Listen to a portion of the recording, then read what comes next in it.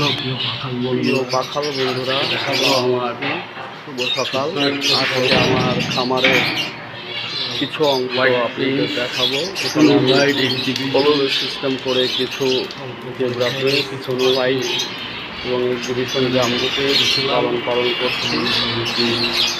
এখানে 15 পেয়ারের মতন কলম সিস্টেম করে পাখি ছাড়া হয়েছে। অনেকের হাতে সময় কম, তারা কলম সিস্টেম করে পালতে পারেন। এটাতে সময় অনেক কম লাগে, এখানে কিছু খাটতে কম লাগে। এখানে আমার কলোনিতে কিছু বাচ্চা ফুটছে, কিছু জায়গা ডিম আছে।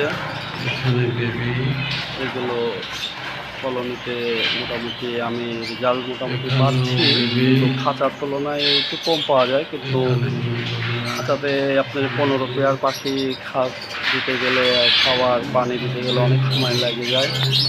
কিন্তু কলোনিতে ওটা হয় না, একটা বক্সে কিছু খাবার দিয়ে দিলে এই মোটামুটি 1 দিন 2 দিন পরে খাবার চেঞ্জ করা যায়। আর পানিটা আপনি কন্টিনিউ পাল্টাতে হবে, আর মাঝে মধ্যে সপ্তাহে 2-3 দিন সব দিবেন।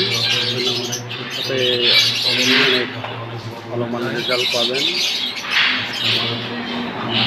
সবাই দোয়া করবেন আমার এই কলোনিটার জন্য। আরও নতুন আপডেট ভিডিও পেতে হলে আমার চ্যানেলটা সাবস্ক্রাইব করবেন। ধন্যবাদ।